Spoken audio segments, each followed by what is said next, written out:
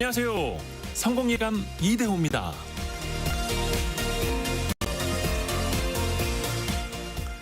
거센 태풍 속에서는 거대한 나무도 뿌리째 뽑히거나 부러져 나갑니다. 하지만 얇고 가벼운 갈대는 그걸 견뎌내죠. 그저 바람의 기세에 맞춰서 온몸을 뉘었다가 폭풍이 지나가면 아무 일 없었다는 듯 다시 햇살을 맞이하죠. 어쩌면 그건 태풍을 이겨내는 게 아니라 흘려보내는 지혜일 겁니다. 우리는 흔히 강한 것이 모든 걸 이긴다고 믿는 세상에 살고 있습니다.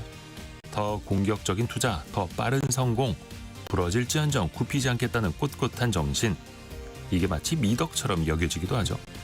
하지만 굳이 황소와 곰의 싸움처럼 힘과 힘의 대결에 동참할 필요는 없습니다. 단단한 갑옷과 창이 아니더라도 상황에 맞는 유연함이 오히려 우리를 지켜줄 수 있는데요. 그리고 꾸준함이 더해진다면 언젠간 그 결실을 볼 겁니다. 멈추지 않고 떨어지는 낙숫물이 단단한 바위를 뚫는 것처럼요.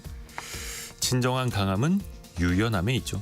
물처럼 움직인다면 우리는 때로 찻잔의 모양이 될 수도 있고 주전자의 모양이 될 수도 있고 우승컵의 모양도 될 수 있습니다. 성공예감 이대호입니다. 시작합니다.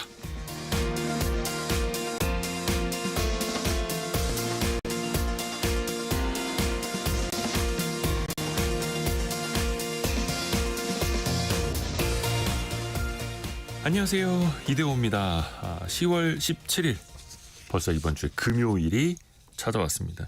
금요일에는 원탁의 기자들과 또 토론도 해보셔야죠. 정부가요 3번째 부동산 대책을 발표했습니다. 이재명 정부 출범 이후 4개월 만에 3번째 부동산 대책. 3중 규제라는 강도 높은 정책이 나왔는데요. 실수요자들까지 엄청난 혼란에 빠졌습니다. 집값이 잡힐 거다. 초양극화 현상만 더 짙어질 거다. 여러분은 어떻게 생각하십니까? 자, 그리고 혹시 카페에 가서 공부하시거나 일해 보신 적 있으시죠? 근데 최근에는 외부 음식, 떡볶이, 튀김까지 가져와서 카페에서 드신 분들 좀 논란이 되고 있는데요. 그래서 외부 음식 취식 금지, 스타벅스가 또 이렇게 선언을 했다고 하는데 일부겠습니다만 그 도를 넘은 행동, 또 자영업자의 또 영업, 이 문제 같이 한번 또 뜨겁게 토론해 보시죠. 오늘 경제상식 퀴즈 쉽습니다. 정답은 2글자. 역시 이번 주에도 오늘도 커피 쿠폰이 40장이나 나갑니다. 다른 선물도 있고요. 지난달에요. 우리나라 금융시장에서 외국인이 주식과 함께 이 금융상품을 대거 사들였는데요. 주식은 5개월 연속 매수세였고요. 이 상품은 한 달 만에 순투자로 전환이 됐죠. 지난달에만 8천억 원 가까이 투자를 하면서 외국인이 가진 총 이것 보유 규모가 308조 원을 넘었습니다. 이건요, 기업이나 정부가 자금을 빌리기 위해서 발행을 하죠. 일정 기간이 지나면 원금에다가 이자까지 더해서 되돌려주는 방식인데요. 그 발행 주체의 신용도에 따라서 이자율이 달라지기도 합니다. 그 정답 2글자. 영어로는 본드라고도 하고요. 국채, 회사채, 은행채, 그 뒤에 채가 이 뜻이죠. 뒤집어서 보면은 채무가 또 반대말이 될 수도 있고요. 자, 그 정답 2글자를 보내주시면 됩니다. 혹은 여러분의 경험담도 같이 보내주시면 좋고요. 짧은 문자 50원, 긴 문자 100원이 드는 샵 9730 문자 메시지, 그리고 비용이 들지 않은 KBS 콩으로 보내주시면 됩니다. 커피 쿠폰 40장 뿐만 아니라 다른 선물도 추첨을 통해서도 보내드립니다. KBS 콩과 유튜브를 통해서도 함께 하시죠. 성공예감 이대호입니다. 자주 검색하시면 성공이 가까워집니다.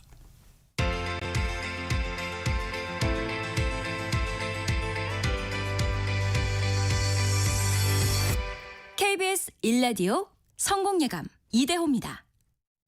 원탁의 기자들 만나보실까요? 알고란의 고란 기자, 서울경제신문 송일아 기자, 한국경제신문 강영현 기자 함께합니다. 안녕하세요. 네, 안녕하세요.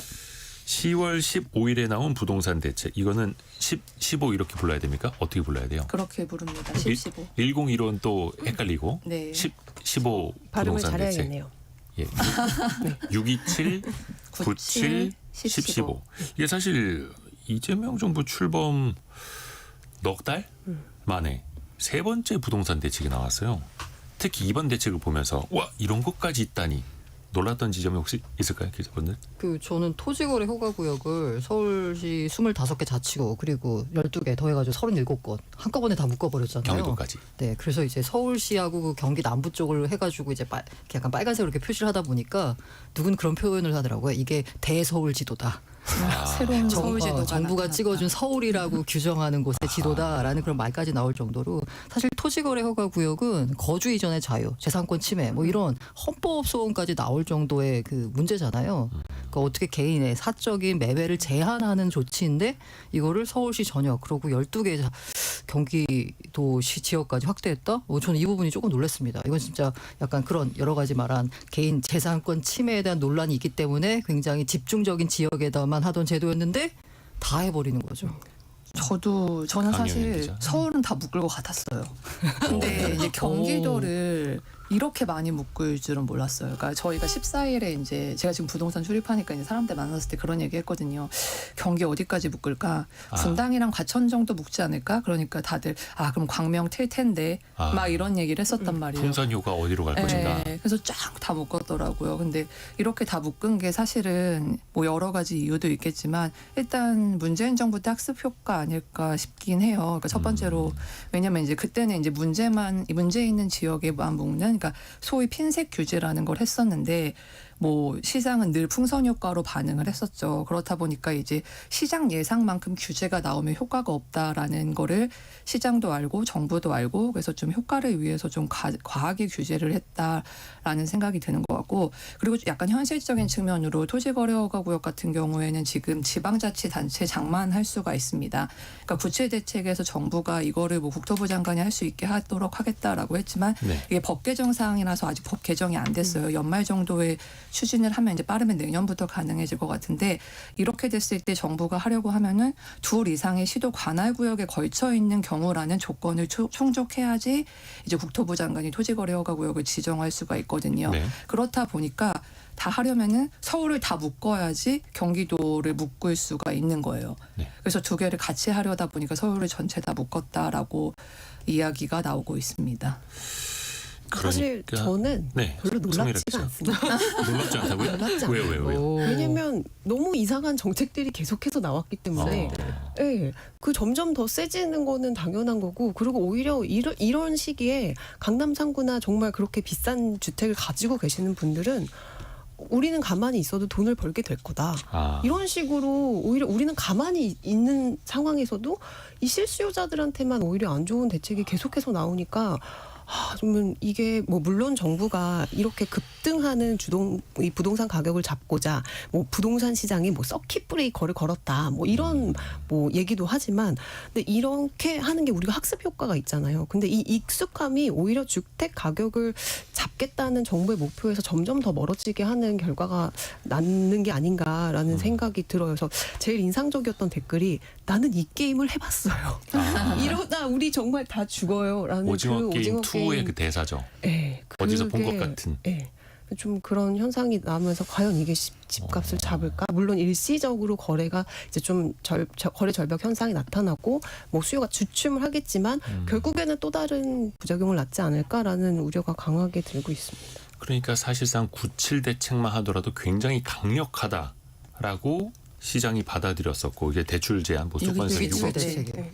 제가 뭐라 그랬나요? 97이요. 네, 627. 627이 대출 규제였고 네. 97은 공급 정책이었죠.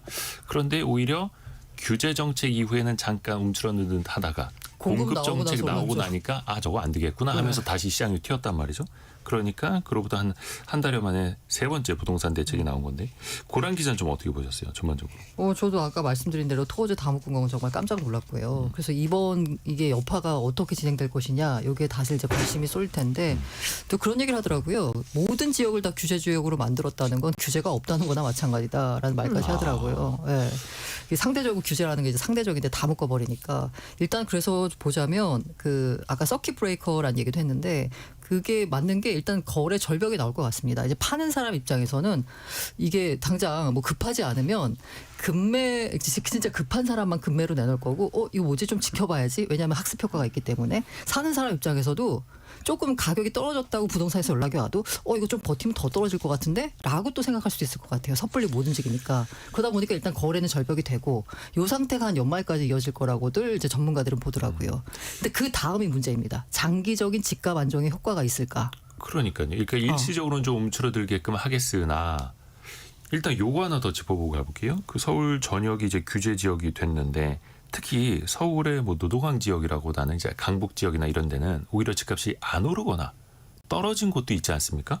근데 거기까지 다 규제 지역으로 묶였어요. 물론 풍선 효과를 차단해야 한다라는 정책 목표가 있다고는 합니다만 그 지역 사시는 분들 입장에서는 조금 당황스럽지 않을까요? 네, 그분들 쪽에서 가장 큰 반발이 나오고 있어요. 이른바 이제 실수요자 분들이 사실 그쪽 지역을 많이 거래를 하시거든요. 대출이 6억까지 나오면 예를 들어서 뭐 10억짜리 집이면 내 돈 4억 갖고 그리고 이제 6억 이제 빌려가지고 살 수 있는 요건 그런 집들이 있어서 실수요 거래가 이제 많이 올라오고 있었는데 갑자기 이제 다 막아버리니까 그분들 특히 입장에서 이제 이제 깜놀한 서민들 거죠. 입장에서 그래도 서울에 살 수 있는 지역이라고 생각을 해왔는데 이제 서민들도 현금 다 있지 않으면 거의 살 수 없는 물론 이제 뭐 6억, 4억, 2억 이렇게 차등해서 가는 거고 조금 더 이제 낮은 가격의 주택에는 상대적으로 대출이 좀 나오기는 하겠습니다만 불만이 나올 수밖에 없는 포인트일까요? 그럴 수밖에 없고 사실은 그 6억 한도를 유지하긴 했는데 그래도 영향을 더 크게 받을 TSR 이죠. 거라고 네. 생각을 하는 게 LTV 때문인데 70%에서 이번에 40%로 40%. 떨어졌잖아요.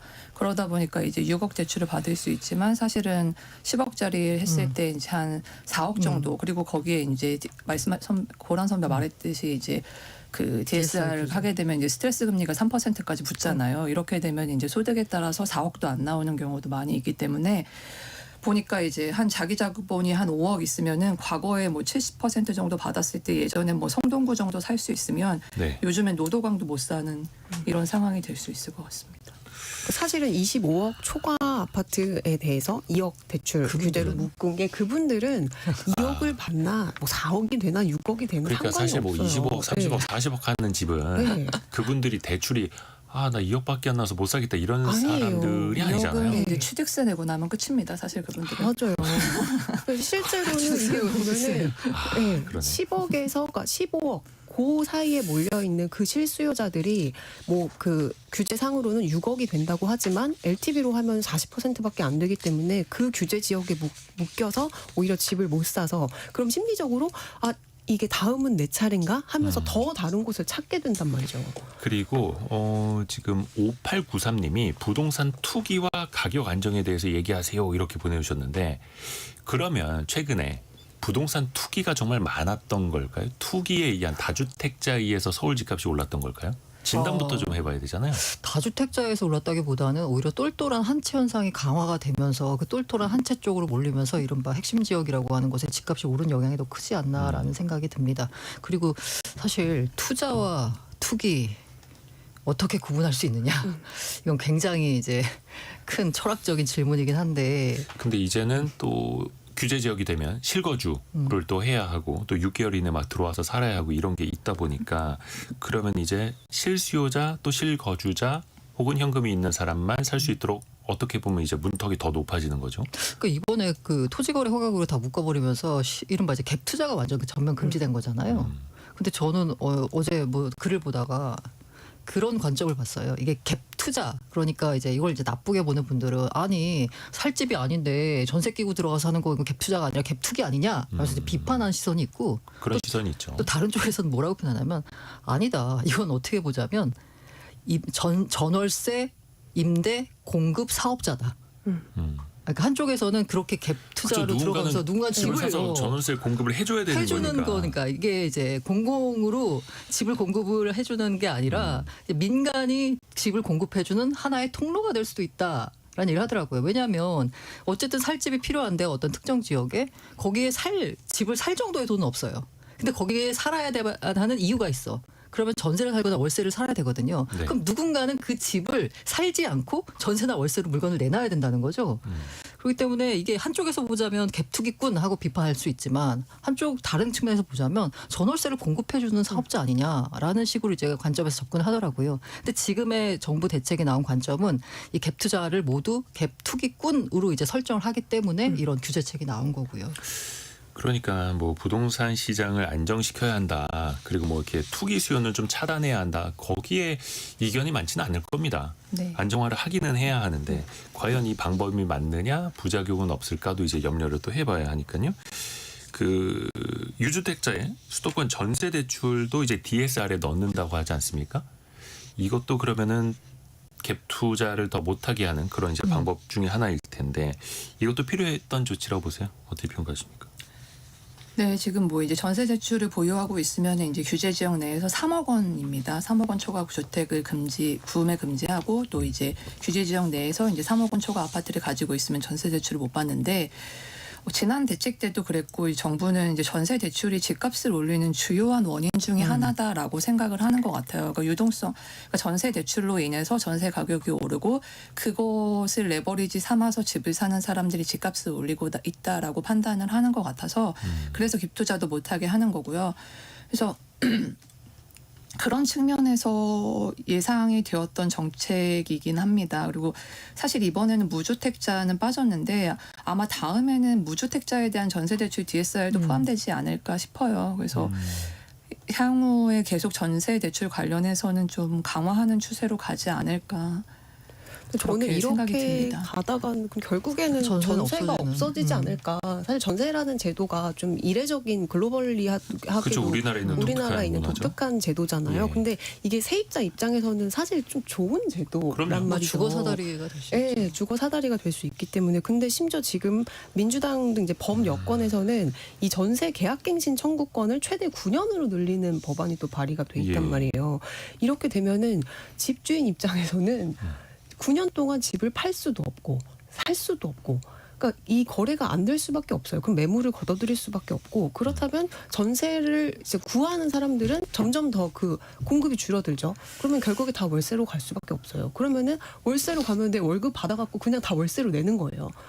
그러니까 표면적으로 보면 뭐 2+2 계약갱신 청구권 뭐 이런 것도 임대차 3법 다 도입이 돼서 4년 동안 맘 편히 살 수 있고 그게 9년이 되면 세입자가 참 9년 동안 맘 편히 살 수 있겠다라고 생각할 수 있겠으나 현실적으로 보면 이 전세를 공급하는 사람들이 과연 그거를 전세로 유지할까? 그러니까 사람 마음은 그렇게 진행되지 않는다라는 거죠. 근데 저는 참 전세에 대해서도 그러니까 막 제가 어느 쪽을 편들려고 이런 건 아닌데 참 재밌는 것 같아요. 그러니까 이렇게 정부가 전세 대출이나 이런 거에 대해서 막기 전까지 그 부동산 투자하시는 분들은 뭐라고 했냐면 전세로 살면 안 된다 그랬어요. 집을 전세 사든지 살면. 월세를 사라 그랬어요. 그러니까 전세에 묶어놓으면 안 된다. 예를 들어서 서울시에서 장기주택 시프트 같은 걸 했을 때 10년 살고 나오면은 그 돈으로 살 수 있는 집 아무것도 없다라고 하면서 전세에 사는 게 막 바보라고 했었단 말이에요. 그러니까 부동산 그 사이에 투자하시는 분들이. 인플레이션과 자산 가치 네. 상승 때문에 그러니까 그 기회를 놓치게 된다. 그래서 꼭 집을 사야 된다. 아니면 월세로 살면서 그런 기회를 노려야 된다라고 얘기를 했던 분들이 갑자기 요즘 들어서 전세를 막아서 뭐 주거 사다리가 끊어진다 이런 얘기를 하니까 그러니까 저는 정부도 그런데 그 소위 부동산 전문가라고 하는 분들이 어떤 게 진짜 어떤 생각을 하고 있나라는 생각이 좀 들긴 하더라고요.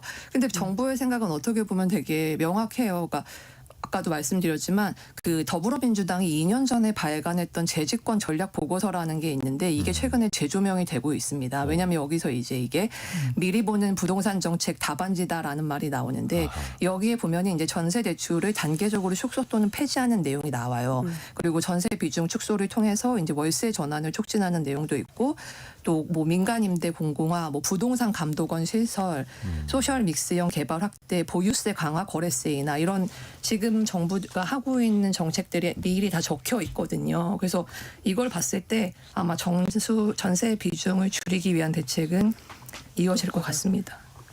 그럼 또 이제 전세가 필요한 서민들 입장에서 보면은 조금 더 어려워질 수도 있겠고 네. 그러니까 정책의 목적과 결국에는 그것이 영향을 미치는 수요층이 좀 달리 갈 수도 있겠다 염려가 들기도 해요.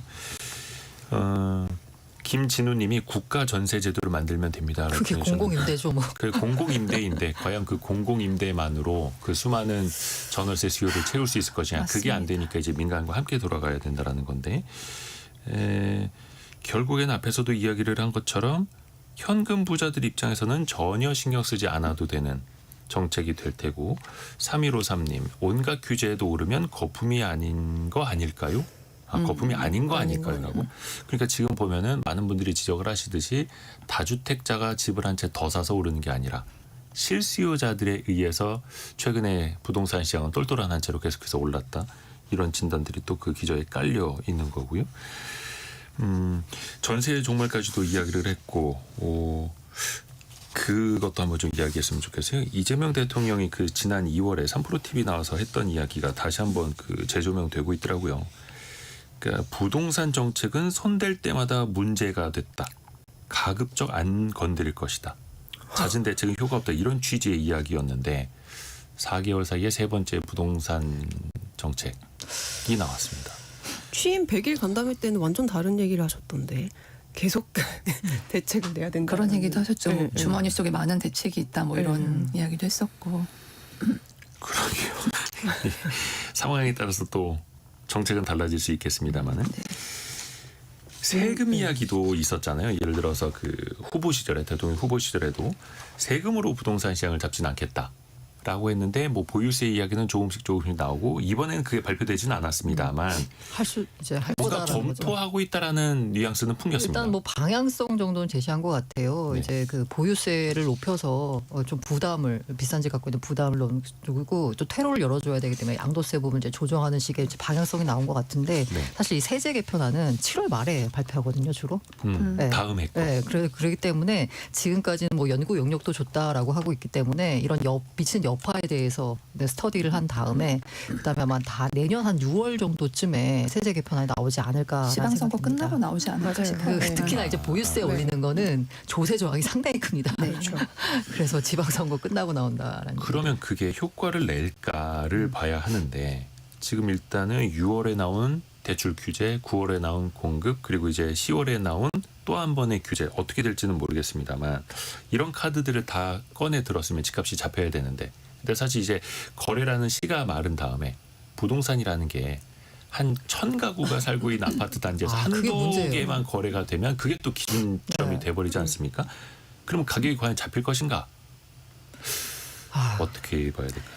일단 지금은 아직인데, 그러니까 규제 지역, 그러니까 조정 대상 지역이랑 토기과열지구는 16일부터 이제 발효가 됐어요. 근데 지금 토지거래허가구역 같은 거는 5일의 공고 기간이 있기 때문에 20일까지는 맞아요. 가능하거든요, 거래가. 그래서 갭 투자가 20일까지는 가능합니다. 그래서 요즘에 시장에서는 5일장 열렸다고 하는데 아직까지는 갭 투자가 막히지 않은 상황이어서 그래서 아직 시장이 방향성을 못 잡은 것 같아요. 그래서 제가 이제 취재를 하다 보니까 어느 한 구에서 규제 발표하고 나서 그날 바로 이제 부동산에서 전화가 온 거예요. 5천만 원 떨어진 금매 있는데 살래? 그러니까 그래서 이거 좀 보겠다. 매수자가 이렇게 하니까 어제는 또 갑자기 갭 투자 가능한 매물이 1억 5천 올랐다라고 하면서 또 그렇게 제안이 왔다고 하더라고요. 그러니까 마지막 갭 투자니까. 네, 그래서 하루 지금 사이에 마감 임박이네. 정책이 올라간다. 생각보다 되게 강하게 나왔고 너무 많이 나와서 이게 각각의 정책이 시장에 어떻게 영향을 미칠지 전문가, 실수요자, 뭐 정책 당국자조차 지금 잘 예상을 못하고 있는 상황인 것 같은데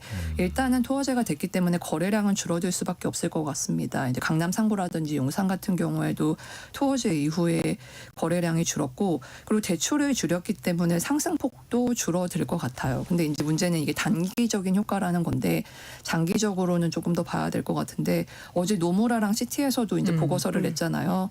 그래서 단기적으로는 이제 영향을 줄 수 있을 것 같다라고 하면서도 이제 구조적인 요인으로 높은 수준을 유지할 거라고 지적을 했는데 뭐 말씀하셨다시피 공급 부족 같은 경우에는 28년 정도까지 계속될 것으로 예상이 되고 있고 또 비수도권 지역에서 이제 고령화되고 있다는 점도 이제 수도권에서의 계속 수요가 늘어날 것 같고. 네. 그러니까 뭔가 부동산 대책은 과거에도 그랬고 자꾸 뭔가 시장을 쫓아다니는 것 같은데 그러니까 구조적으로 수도권 쏠림 현상은 계속되고 있고 다주택자 규제 때문에 똘똘한 한 채로 인해서 또 서울 수요는 계속 몰리고 있고 서울에 대한 공급은 제한되고 있고 안 되니까 대출도 규제하고 허가구역 막 규제 지역 묶으면서 막아내고 있는데 이 참 앞에서도 우리는 이 게임을 해봤어요라는 그 오징어 게임에서도 이야기를 해봤습니다만 과거에도 이 규제가 없어서 시장을 못 잡았던 거는 아닌데 어떤 방향으로 좀 가야 된다라고 보세요, 마지막으로? 정책 입안자들도 참 딜레마일 것 같은 게 이게 가격이라는 게 공급과 이제 수요로 결정이 되잖아요. 근데 지금 공급이 제한적인 상황에서 수요가 몰리니까 가격이 오르는데 이거를 지금 어떻게든 틀어 막으려고 지금 수요를 틀어 막은 정책이잖아요. 근데 그렇다면 공급이 늘어날 거냐? 근데 이 정책으로 인해서 예를 들어서 그 서울시 같은 경우는 이제 재건축, 조합 이런 공급이 늘어나려면 이런 사람들 속도를 내야 되고 빨리 재건축 해야 재개발 된단 빨리 말이죠. 해야 공급이 늘어나는 건데. 근데 이번 규제로 인해서 뭐 서울 전역이 투기 과열 지구로 지정이 되면서 이제 조합 설립 인가 이후에 단지 그 조합원들 주택을 매도할 수 없게 됐어요. 네. 그러니까 뭐 8선에 있는데 현금 정산을 해야 돼요. 그래서 그런 식으로 이 재건축 재개발도 계속 딜레이가 될 수밖에 없는 상황이 된 거예요. 그러니까 결과적으로. 근데 원래 이렇게 좀 재개발 재건축이 허용이 되면은 이게 수요가 꼼틀하면서 가격이 일시적으로 오르는 현상이 나오는데 네. 이제 정책 당국자들 입장에서는 내 정권 때는 가격이 오르지 않았으면 좋겠다라는 그 마인드가 또 있으니까 네. 공급 정책도 쉽사리 내놓을 수가 없는 거죠. 그렇다고 뭐 이 좁은 땅덩어리에 무기한으로 이제 새로운 이 아파트를 지을 수도 없는 노릇이고 참 그 사이에 이 절충점을 찾는 게 되게 어려울 것 같긴 해요.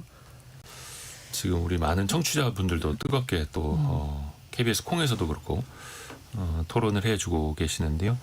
5912님이 갭 투자 그렇게 나쁜 것이라면 돈을 빌려서 주식하는 것이나 사업하는 거 모두 나쁜 것 아닌가요? 이렇게 보내주셨는데 그게 생산적인 것으로 뭐 제조도 그렇고 생산적인 것으로 쓰인다면은 좋겠습니다만 또 부동산은 뭔가 생산, 부가가치 이런 게 또 창출되지 않는 측면이 있다 보니까 그런 차이가 있죠. 그리고 김현성님 내 집 없는 전세 세입자들만 힘들 텐데요. 유유 이렇게 보내주셨고요.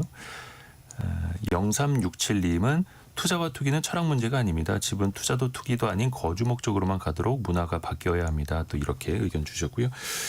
부동산 시장 또 흐름이 또 며칠 뒤에 뭐 계속해서 나오겠죠. 저희도 계속해서 또 한번 체크를 해보겠습니다. 저희가 두 번째 이슈로 넘어가기 전에 경제상식 퀴즈 내드려야죠. 기업이나 정부가 자금을 빌리기 위해서 발행하는 것이죠. 이자와 원금을 그 약속한 시점에 돌려주는 걸 뭐라고 할까요? 회사채, 국채. 그 채가 바로 이 뜻인데요. 최근에 외국인이 또 한 달 만에 이 금융상품을 다시 순매수하기도 했습니다. 일종의 부채 증서죠.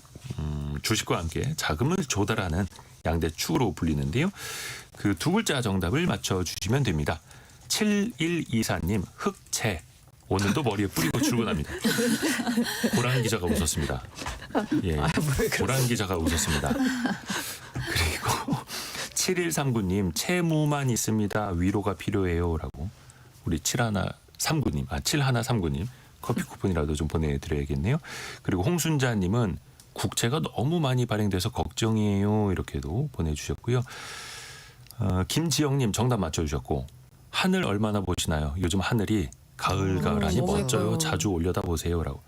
우리가 경제 이야기만 하고 막 부동산 얘기 날씨 정책 비판만 하고 막 하늘도 가끔씩 올려다 보시죠. 가을 하늘이 진짜 멋집니다. 자, 여러분의 의견 또 정답 두 글자 보내주세요. 짧은 문자 50원, 긴 문자 100원이 드는 샵 9730이나 KBS 콩이 열려 있습니다.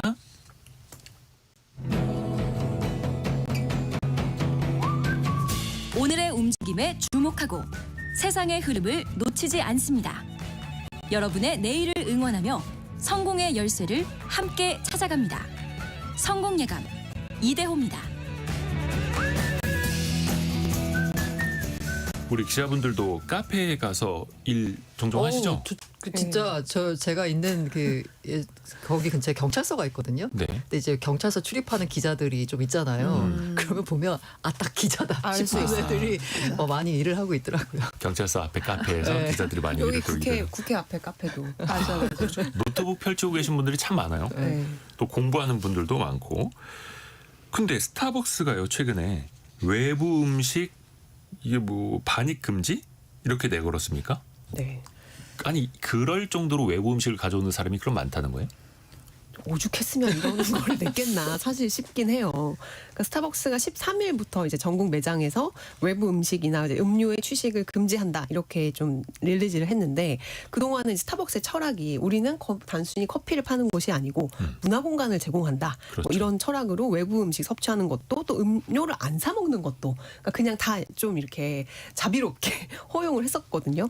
근데 이제 외부에서 구입한 뭐 떡볶이, 라면 뭐 치킨 뭐 이런 것들을 먹는 사람들이 늘어나면서 예 그래서 이제 어쩔 수 없이 이런 정책을 그래요? 취했다. 예. 3759님이 저희 가게는 홀 직원이 없는 식당인데요. 술을 파는데도 술을 가져와서 몰래 마시고 심지어 술병까지 떡하니 놓고 가더라고요. 요즘에는 키오스크 매장이 많아지는데 외부 음식 가져오는 거에 대한 대책이 필요할 것 같아요. 그러니까 맞아요. 홀에 직원이 없을 때 눈치 보지 않고 본인이 외부 음식 가져와서 그냥 취식을 한다는 거죠. 아, 이거 어떻게 봐야 됩니까? 아, 근데 왜들 그러시는 걸까요? 그 외부 음식을 가져와서 특히 이제 카페에서 라면까지 먹고.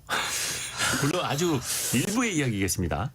저는 사실 한 번도 못 봤어요. 이런 진상 고객을. 그렇죠. 흔한 일은 아니에요. 그래서 네. SNS에서 이런 사람도 있다라는 거를 봤지 뭐 이 정도로 막 진상을 부리는 사람을 사실 못 봐서 뭐라고 언급하기가 힘든데 그냥 뭐 예를 들어서 그냥 슈퍼에서 파는 과자 같은 거를 들고 와서 스타벅스 같은 데서 이제 커피를 마시면서 드시는 분들은 봤는데 뭐 네네. 그 정도는 그럴 수 있지 않나라는 생각은 했거든요.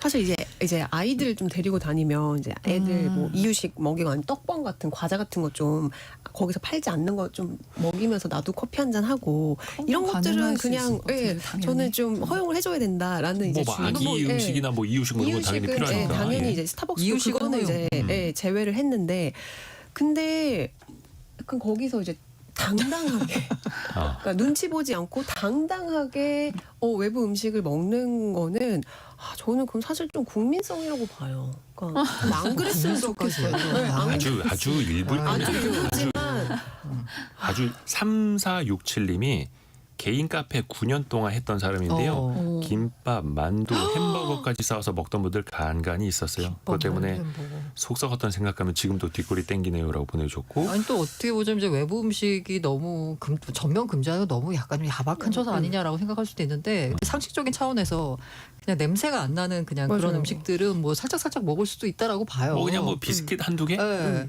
근데 이 냄새가 나는 음식을 커피를 파는 그 커피 향이 중요한 카페에서 먹는다는 건 근데 제가 봤을 때 그런 면도 좀 있을 것 같아요. 요즘에 카페에서 음식을 엄청 많이 팔잖아요. 맞아요. 아, 그러니까 막 그렇탕도 팔고 뭐 그래서? 이런 것도 많이 팔잖아요. 뭐 그러니까 스파게티를 파는 데도 있고. 그러니까 자기들도 이거 파니까 이것도 되는 거 아닐까 이런 생각을 하시는 게 아닐까. 그러게요. 안직화님은 저는 스타벅스에서 다른 브랜드 커피 가져와서 마시는 사람 봤어요. 라고. 아니 그 다른 브랜드 텀블러를 이용하신 거 아닐까요? 아, 그럴 수 그럴 수 있죠. 있죠. 저도 저도. 그런 적이 있었는데. 근데 이게 보면 그 장사하시는 분들 입장에서 보면 참 답답한 일이죠. 하나라도 사실 뭐 커피 같은 경우 대표적인 박리담의 상품인데 그거 안 사 먹고 아니면 한 잔 사면서 2시간 앉아 있고 이러면 속이 상하죠. 안 그래도 지금 내수 경기도 어려운데 그 입장도 이해되지 않습니까? 충분히 당연히. 이해되죠. 네. 저는 찔리기도 약간 합니다. 앉아가지고 일하는 그거는 개인 카페에서는 안 해요. 저도 약간 안 해요. 약간 아. 미안해서. 미안해서. 아, 그럼 그래서 대기업 대기업 카페에서만 내가 너네 걸 얼마나 팔아주는데 하는 나보다 마음가짐으로 부자니까 그런 것만 좀 오래 있을 경우는 거기만 가고 개인 카페는 아니 그래서 그 얘기를 좀 해봐야 되는데 사실 카공 쪽 카페에서 공부하는 사람들 특히 이제 스타벅스에 많습니다. 거기는 근데 애초에 아까도 이야기한 것처럼 와이파이도 제공해 콘센트 또 이제 마음대로 꽂을 수 있게 해라고 했던 건데 이제는 좀 달라진다라는 거죠. 그래서 저는 스타벅스에서 최근에 그 카공족 관련해가지고 또 거기 가이드라인을 냈잖아요. 근데 저는 그 가이드라인을 보고 너무 충격을 받았어요. 카페에서 공식적으로 이런 사람이 있어라는. 네. 공식적으로 가이드라인을 네, 내건 냈어요. 거예요. 그래서 다인석 양보를 권고한다. 뭐 이건 그럴 수 있을 것 같아요. 그죠 혼자 와서 이제 4명짜리 팬데 차지하면 안 있으면. 되니까. 그리고 데스크톱, 프린터, 칸막이, 멀티탭 등의 전자기기 사용을 금지한다. 그리고 장기간 사용 자리를 비우면 소지품 지참을 권유한다라고 하는데 아니 데스크톱을 데스크톱이라면 이제 컴퓨터 본체가 네, 있는 이거 거. 말고 노트북 큰 거. 말고. 저도 본 적이 없어서 사실 잘 믿기지가 않아요. 근데 그 설마. 사진은 온라인에서 엄청 좀 문제가 돌았잖아요. 되죠. 이제 프린터기도 칸막이 갖다 설치하고 놓고. 프린터기 멀티탭 설치해가지고. 근데 이 정도 막아야 되지 않을까요? 정도 너무 넘어섰다. 근데 그 도서관도 있고 요즘에는 왜 스터디 카페도 많이 자리 잡고 있더라고요. 근데 왜 굳이 시끄러운 카페에서 공부를 하는 걸까 이것도? 뭐 개인적인 입장을 말씀드리면 너무 조용한 곳은 전화하기가 좀 눈치가 곤란한 눈치가 보여요. 그래서 적당한 소음이 있어야 이제 전화 취재도 가능하고 글도 쓸 수 있고 하니까 아. 스타벅스가 가장 또 이 콘센트에 후한 곳이라 이제 적당한 기자실이 소음과. 예. 그래서 좀 개방감도 있고 그래서 좀 카페로 많이 이제 학생들도 가는 게 아닌가 싶은데 참 어려운 문제예요. 근데 제가 가는 어떤 카페는 오히려 웰컴하는 곳도 있어요. 그러니까 예를 들어서 학원가에 있는 어떤 이제 프랜차이즈 카페를 갔는데 아예 이제 도서관처럼 이렇게 자리를 그건 마련을 이제 조언을 그렇게 카페가 해서 칸막이를 네, 제공하는 칸막이를 거예요. 쳐가지고 쳐놓고. 거기 1인이 앉을 수 있게끔 네. 만들어놨어요. 근데 거기는 그거겠네요. 그냥 스터디 카페로 해서. 아니요 그냥 카페 그냥 카페인데 근데 그냥 1인당 얼마는 그런 것도 사 드셔야 없고. 됩니다. 이런 것도 없어요? 없고 그냥 학생들이 엄청 많은데 그 도서관처럼 만들어 놓고 심지어 거기 그 자리에 브랜드가 있습니다. 네, 어디지 알고? 앉았는데 그 자리 하나에 콘센트가 3개가 있는 거예요. 위쪽 벽, 바닥 이렇게. 그래서 이렇게 왜? 근데 거기서 일을 하다 보니까 뭐라도 하나 더 사 먹고 싶다라는 생각이 들긴 하더라고요. 도의적으로. 도의적으로. 근데 그것도 어떻게 보면 하나의 영업 전략인데. 그렇죠. 근데 최초에 뭐 스타벅스가 또 그렇게 해서 성장을 하기도 했었고. 근데 이제는 아예 일부 카페에서는 노 스터디 존 이렇게 지정을 해서 그냥 음료만 맛있게 드시고 가셨으면 좋겠습니다. 이런 경우도 있고. 노 키즈 존도 있고. 아예 좀 이거 참 왜 이러나 모르겠는데 노 시니어 존. 어르신들 들어오지 말라고 하는 데도 있고. 노 카공족도 있고. 내거는 카페들이 있고. 특정인을 꼭 집어서 이제 거부하는 이거 문화라고 표현을 해도 될지 모르겠는데 이런 영업의 형태는 좀 어떻게들 보세요? 어쩔 수 없을까요? 아무도 말을 안 해요. 왜? 그러니까 모두의 입장이 이해가 돼서 맞아요. 예, 자영업자분들 입장에서는 이제 그분들이 좀 분위기를 해치고 뭐 이제 회전이 잘 안 되고 하니까 불가피하게 걸어놨지만 사실 이용하는 고객 입장이 저는 좀 노키즈 존에 약간 분노하는 편인데 아이가 둘이어서 예. 근데 그러면은 이제 안 가게 되는데 뭐 안 와도 된다. 그렇게 얘기하면 뭐 어쩔 수 맞아. 없죠. 장사하는 사람들이. 맞아요. 저는 최근에 이제 건축가 분들을 만나는 일이 많았는데 그분들이 이런 얘기 하더라고요. 그러니까 카페를 이렇게 많이 가는 이유가 예. 시민들이 갈 만한 공공장소가 없어서라는 거예요. 그러니까 사실 시민들의 삶의 질에 되게 중요한 영향을 미치는 게 자기 집의 크기나 이런 것도 있지만 공공장소가 굉장히 중요하대요. 가까운 공원. 네, 공원이라든지 뭐 이제 도서관이라든지 그렇죠. 그 주변에 갈 수 있는 곳이 많으면은 좋은데 우리나라가 사실 그게 충분하지 않아서 카페가 그 역할을 대신해주고 있는 그런 현상이다라고 분석을 하더라고요. 특히 서울 수도권은 네. 그렇죠. 공원도 많이 없고. 그래서 많이 좀 아이들이 갈 갇혀 곳도 있는 없고, 느낌이죠. 네. 그런 영향도 확실히 있겠네요. 그래서 카페 또 많이 생기고 네. 뭐 장사도 그 덕분에 되는 것도 있겠습니다만 오히려 사람들이 일종의 섬처럼 또 생각을 하는 걸 수도 있겠네요. 그리고 사실 스타벅스 입장에서 보자면 그 외부 음식 반입 뭐 금지하거나 뭐 가공적 금지 같은 이런 일련의 정책들을 올해 쭉 내놓는 이유가 장사가 안 돼서 그래요. 그러니까 수익이 실적이 계속 안 좋아지고 있거든요. 그러니까 본사인 미국이나 뭐 한국 다 할 거 없이 수익이 감소하고 있기 때문에 올해 스타벅스 2분기 매출이 이제 전년 대비 4% 늘긴 했지만 순이익이 무려 47%가 줄었어요. 그러니까 전체 매출의 70%를 차지하는 이제 북미 시장에서는 그 동일 점포 매출이 6개 분기 연속 하락세를 기록을 했거든요. 그래서 스타벅스가 뭐 인력 구조 조정을 포함해서 올해 그러니까 최근에 1조가 넘는 규모의 구조 개편안을 내놓기도 했어요. 그래서 장사가 안 되는데 문화 공간은 무슨 문화 공간이에요. 근데 그거는 약간 스타벅스 글로벌 얘기고 또 한국 스타벅스는 또 그 지금 아니요. 내놓는 건 네. 한국 스타벅스 정책이거든요. 한국 스타벅스도 크게 다르지 않아요. 아니 근데 제 말은 그게 미국 북미 지역에서 뭐 최근에 그런 그 여건 제한 조치가 나온지 모르지만 미국 북미 지역에서는 일단 뭐 제 경험에 의하면 경험이 좀 좁긴 하지만 그런 사람들이 없거든요. 그렇죠. 네. 데스크 딱 갖다 놓고 뭐 이런 사람들이 없는데 그런 그 한국이 내놓는 스타벅스 정책과 글로벌을 약간 같이 보는 건 좀 맞지 않은 것 이 같아요. 맞는지 모르는데 박명희님이 저희 매장에 족발도 포장해서 먹은 고객도 있어요. 아, 족발은 족발집에서 먹어야지 상추도 짜먹고 그러시잖아요. 김범철님이 우리 알바생한테 포도송이 주면서 정수기물로 씻어달라는 손님도 있었어요. 라고. 일부의 이야기겠으나 이런 이야기가 이어지네요. 아 진짜. 아, 이게 우리가 정말 문화 측면에서 그리고 다채롭죠, 참 서로가 사람들이. 근데 이제 그분들 하나하나 일로 보면요. 이것쯤이야. 나 하나쯤이야. 그리고 뭐 서비스업에서 이거 하나 못 해줘. 아, 잠깐 내 자식 같아서 부탁 하나 하는 거야 라고 할 수도 있겠으나 이런 일들이 또 반복이 되고 사회적인 현상이 되고 논쟁거리가 될 수 있다라는 거. 좀 매너를 이제 지킬 부분도 있고 우리 또 자영업 하시는 분들도 같이 또 우리가 서로 아껴주고 신경을 써줘야죠. 여기까지 이야기를 좀 나눠야겠네요. 알고란의 고란 기자, 서울경제신문 송일아 기자, 그리고 한국경제신문 강영현 기자 함께했습니다. 고맙습니다. 네, 감사합니다.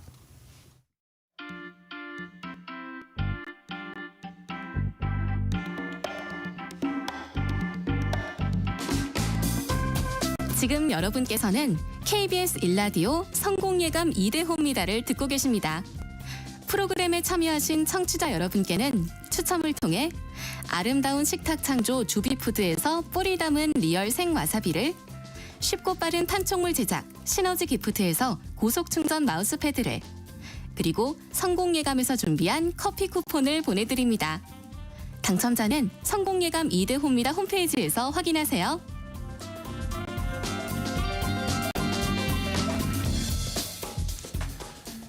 티코 기억하십니까? 티코?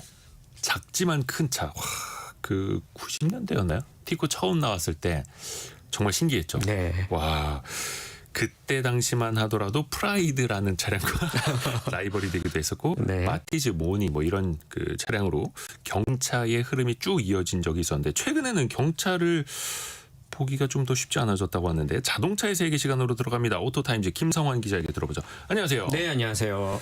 아니 요즘에 경차가 좀 덜 보여요 예전보다? 맞아요. 도로에서 좀 덜 보이는 것 같습니다. 실제로 경차 이 판매 상황이 그렇게 좋지는 않습니다. 올해 상반기 신차 등록 데이터를 살펴보면 경차가 총 3만 7천여 대가 판매가 됐는데 지난해 상반기와 비교해보면 한 5만 대를 훌쩍 넘겼었거든요. 네. 30% 넘게 급감한 수치입니다. 그래요? 지금과 같다면 올해 경차 판매는 아마 역대급으로 떨어지지 않을까라는 우려 섞인 목소리가 나오고 있습니다. 오히려 경차가 더 안 팔린다. 경기 안 좋으면은 경차 오히려 더 인기가 있을 것 같은데 일단은 그렇지는 않네요. 네, 그렇죠. 네. 그 경차 인기가 그래도 꽤 높았던 적도 있잖아요. 언제부터 인기가 좀 꺾인 거예요? 맞습니다. 사실 이 대한민국 경차 꽤 잘 나갔던 차였습니다. 예. 말씀하신 것처럼 이제 91년도에 대구자동차에서 이제 국내 최초의 경차 티코를 시작으로 뭐 현대차, 아토스, 기아차, 비스토, 이제 GM, 대우, 마티즈 등 굉장히 다양한 업체들이 경차를 출시했었죠. 그래서 호황을 이끌다가 약 10년 전만 하더라도 꽤나 합리적인 가격으로 경차 그리고 1가구 2차 시대가 본격적으로 확산이 되면서 2012년에는 21만 대 연판매 정점을 찍기도 했습니다. 이후 다소 보합세를 기록하다가 하락 곡선을 타기 시작했고요. 2021년에는 9만 대까지 내려왔고 최근에 이제 현대차 캐스퍼 출시로 다소 오르는 듯했지만 또다시 정체기에 머물러 있습니다. 2012년이 정점이었던 거예요. 그렇죠. 네. 21만 대. 그리고 그 9년 후에는 절반도 안 되게 줄었네요. 그렇죠. 21년도에 네. 9만 대까지. 꾸준히 떨어지고 있습니다. 근데 그 자동차 회사 입장에서 보면 예전에 뭐 마티즈도 있었고 네. 지금 이제 캐스퍼, 모닝, 레이 요거 정도 남은 거죠. 맞습니다. 네. 그러니까 간신히 명맥만 유지하는 거예요. 그렇죠. 네. 아무래도 이 경차라는 차 자체가 좀 마진율이 낮습니다. 그러겠죠. 아무래도 네, 저렴하니까. 그래서 재투자를 하면서 신차를 내놓을 이유가 조금 떨어지기도 하고요. 최근 이제 스파크가 단종을 선언한 것도 비슷한 사실인데요. 솔직히 경차 하락의 이유는 좀 복합적입니다. 먼저 지난 10년간 도로 환경과 교통 문화의 변화가 경차 둔화를 촉진시키기도 했고 고속도로 주행 증가 그리고 장거리 이동 수요가 확대가 됐고 또 작고 엔진 출력이 낮은 경차는 주행 안정성이나 성능에서 다소 불리할 수밖에 없습니다. 반대로 이제 전동 킥보드라든지 퍼스트 라스트 마일이라든지 또 대중교통이 많이 발달이 됐거든요. 네. 이러한 운송수단이 경차의 빈자리를 빠르게 채웠고 또 1인 가구, 2가구 인구 증가에도 불구하고 차에서 공간 활용도라든지 멀티 유틸리티를 중시하는 경향이 높아져서 이제 더 이상 소비자가 작은 차보다는 작지만 실용적인 SUV를 선호하고 있습니다. 네, 그래서 자동차 제조사들도 경차 만들 바엔 소형 SUV를 만들자라고 분위기를 타는 것입니다. 그러니까 소비자들도 경차보다는 소형 SUV를 선호한다. 또 이렇게 네. 자동차 업체들은 판단을 하는 거고요. 장명환님이 옛날에 티코에 몇 명까지 들어가는지 이벤트도 했었던 생각나요. 그 기네스북 막 이런 것도 있었어요. 티코 저도 안에 몇 본 것 명 하나. 같습니다. 예. 네. 그리고 이강엽님이 티코 오랜만에 들어보네요. 고급 버전 슈퍼 티코도 있었습니다. 처음 나왔을 때는 에어컨 없다는 사실에 이것도 기억하시는지 다들 이제 추억 물어보셨고. 여행을. 네. 한규복님이 제 첫 차가 아토스였는데요. 그 추억의 그 경차들 이름 맞아요. 쭉쭉 나오고 있습니다. 근데 요새 보면요. 오히려 경차가 신차보다 중고차가 더 비싼 현상도 나타나요? 네, 맞습니다. 굉장히 좀 아이러니한데요. 네. 대표적인 게 바로 현대차의 최신 경차 캐스퍼입니다. 예. 신차로 사면 가솔린이 약 1년, 전기차 버전은 최장 2년까지 기다려야 합니다. 대기 기간이요? 네, 좀 이상하죠. 네. 상황이 이렇다 보니까 당장 차가 필요한 사람들은 신차급 중고차로 눈을 돌리게 되고 또 수요가 많으니 당연히 중고차 가격이 오르면서 이제는 신차 가격을 뛰어넘는 상황까지 발생하고 있습니다. 그렇다면 이제 많이들 궁금해하실 것 같아요. 이 신차와 중고차의 가격 역전 현상의 이유 뭘까? 바로 이 신차 공급이 턱없이 부족해서입니다. 특히 대기가 긴 이 해당 차의 전기차 버전의 경우 수출 비중이 내수보다 훨씬 높습니다. 차를 만들어서 다 수출 물량으로 네. 나간다는 건데 실제로 유럽 시장에서도 이 차가 좀 인기가 지금 많거든요. 네.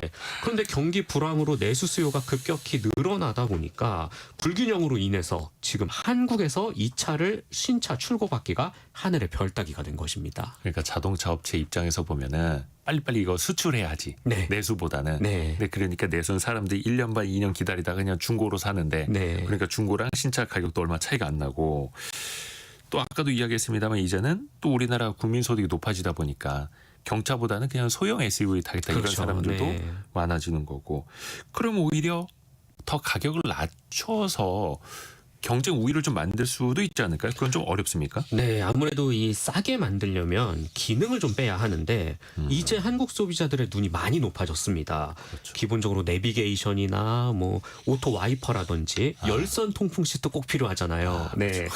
그리고 안전 기능도 웬만하면 다 기본으로 넣어줘야 합니다. 네, 여기에 국내 인건비까지 전부 고려하면 경차의 가격이 비싸질 수밖에 없습니다. 만약 정말 싸게 내놓기 위해서라면 편의 및 안전 품목을 많이 빼야 하는데 이렇게 되면 또 수요가 없을 게 뻔하기 때문에 그래서 자동차 회사들이 어쩔 수 없이 고가 정책을 취할 수밖에 없는 것입니다. 신승호님이 손잡이 돌려서 창문 올리던 그때 생각나다고 그 닭다리 손잡이라고 저도 그 이름 닭다리 손잡이에요. 그 유명합니다. 예. 그래서 그 파워 윈도우 없는 차량들 네. 밖에서 누가 봤을 때 티 안 나게 창문 올리고 내리는 법 막 이런 것도 옛날에 굉장히 있었는데. 자연스럽게 힘 주면서 근데 차값 내린다고 해서 뭐 파워 윈도우 빼고 네. 엉따 아니면 뭐 통풍 시트 너무 이런 거 만약에 중요하죠. 뺀다면 또 소비자들은 불만을 갖겠죠. 그렇죠. 네. 근데 그런 거 넣다 보면 또 차 가격도 경차라고 해도 올라가는 거고요. 네. 또 많은 분들이 그 생각하시는 게 1358님 운전하다 보니까 차에 따라서 다른 사람들의 대우가 다름을 느낍니다. 또 이지웅님 사고 나면 점점점 이렇게 약간 이런 것도 우리가 신경을 안 쓸 수가 없어요. 맞아요. 바로 이 안전입니다. 네. 네. 과연 이 안전성이 뭐 안전기능을 많이 넣었다고 하더라도 과연 경차가 안전할까 많이들 궁금해하실 것 같아요. 네. 근데 솔직히 이 안전이라는 부분은 조금 부정할 수는 없을 것 같습니다. 아무리 튼튼한 뼈대 그리고 안전 기술을 대거 탑재했다고 하더라도 차와 차가 서로 부딪혔을 때 가해지는 이 충격파, 손상 범위는 아무래도 좀 가벼운 경차 그리고 이 앞뒤 바퀴 사이의 거리를 휠베이스라고 하는데 이 휠베이스가 짧은 경차가 좀 불리할 수밖에 없습니다. 그래서 SUV나 세단보다는 조금은 안전성이 부족할 수밖에 없고 이런 부분은 어느 정도 감안할 필요가 있어 보입니다. 그렇죠. 그건 어차피 이제 차체가 작으니까 그거는 네. 한계가 있을 수밖에 없는 거고요. 네. 그리고 아까 김명한 님이 경차 타는데 주차하기도 좋고 저는 대만족입니다. 이렇게 보내주셨거든요. 당연히 이제 경차 좋아하시는 분들은 주차비 포함해서 여러 가지 혜택이 있지 않습니까? 아, 그렇죠. 네. 혜택이 있기는 합니다. 네. 이 정부의 경차 취득세 감면 혜택이 있기는 한데 좀 줄어들긴 또 했어요. 그 혜택이 줄고 있어요? 네, 작년 8월부터 기존 75만 원에서 40만 원으로 축소가 됐고 네. 그나마 유류세 환급 카드 제도가 연장되기는 했지만 시장의 반응이 조금 미온적이기는 합니다. 여러 가지 세금이나 공영주차장, 통행료, 보험료 등의 혜택이 이제는 소비자가 체감하기에 그렇게 크지 않다는 뜻이 되기도 합니다. 반면에 이제 하이브리드나 전기차와 같이 이제 친환경차에 대한 인센티브가 늘다 보니까 경차의 정책적 이점이 조금 멀어지고 있기도 하고요. 그래서 실제로 일부 커뮤니티에서는 전기차가 월 5만 원대의 충전 비용이라면 경차 이상의 유지비 절감이 가능하다라는 말을 하기도 합니다. 근데 가격 차이가 몇 배 나지 않습니까? 그렇긴 하죠. 네. 근데 이제 유지 관리비 측면에서는 좀 이제 혜택이 조금 이제는 미지근하다. 네. 그러게. 그러니까 사실 좀 소비자들의 소비 행태가 인센티브에 의해서 좀 이렇게 바뀌기도 하는데 네. 경차에 대한 인센티브는 낮추고 친환경 차량은 높이고 하니까 경차에 대한 수요도 조금 이제 떨어질 수밖에 없겠네요. 네. 야, 이건 좀 아쉽기는 합니다. 저도 조금 아쉬워요. 네. 7045님 슈퍼티코, 스틱, 오토 모두 소유해봤지요. 진짜 슈퍼티코가 있었구나. 아, 좀 네. 기억이 안 나죠? 한규봉님이 벤츠에서도 경차 맞습니다. 냈었다고. 네, 스마트라는 경차가 있기는 했었습니다. 한때 한국 시장에서도 팔기는 했었는데 워낙 비싸서 빠르게 또 잊혀져 갔죠. 이정옥님이 다마스도 기억나네요. 그러니까 사실 자영업 하시는 분들한테 정말 필요한 맞아요. 차였는데. 경상용차는 확실히 저렴하기 때문에 네, 아마 수요가 되게 많았고 꾸준했었습니다. 근데 이것도 단종됐죠. 네, 안전성 문제로 단종이 됐습니다. 다마스, 라보 이런 것도 자영업자분이 참 좋아하셨는데, 네, 그러니까 수익이 안 되는 거잖아요. 자동차 업체 입장에서 보니까. 맞습니다. 수익도 안 되고 이제 안전 기준에 이제 부합도 이제는 조금 안 되고. 네. 보니까 그 시장을 또 요즘에는 중국 상용차가 막 밀고 그렇죠. 네. 경차 살 때 체크해야 할 포인트도 좀 알려주세요. 네, 우선 경차를 구입하려는 목적과 의지가 가장 중요합니다. 내가 단거리 위주로 움직이고 또는 다루기 쉬운 작은 차를 찾거나 향후 수리나 자동차세, 보험 등 이 관리비의 부담을 적게 가지고 가고 싶다면 지금도 경차는 괜찮습니다. 그리고 또 비싸졌다고는 하지만 아무래도 또 가장 저렴하게 구입할 수 있는 승용차가 또 경차인 것도 맞거든요. 그래서 내가 차에 큰돈 쓰기 싫다 하면 경차를 알아보는 게 맞고요. 하지만 이 같은 이유를 제외하고 단순히 작고 이뻐서 또는 경차는 연비 잘 나오겠지라는 생각만으로 차를 접근한다면 다소 후회할 수도 있다는 사실 알려드리겠습니다. 대표적으로 레이 같은 경우에 연비 좀 안 좋다면서요. 네, 그렇습니다. 그러니까 꼼꼼하게 체크를 또 해보셔야겠습니다. 오토타임즈 김성환 기자 함께했습니다. 고맙습니다. 네, 감사합니다. 2부에서는요. 뿌리 깊은 제조업 시간으로 돌아옵니다. 콩이 미중 사이에 또 갈등의 포인트가 되고 있는데요. 식용유 당연히 이제 콩으로 만들죠. 근데 그 종류도 참 많습니다.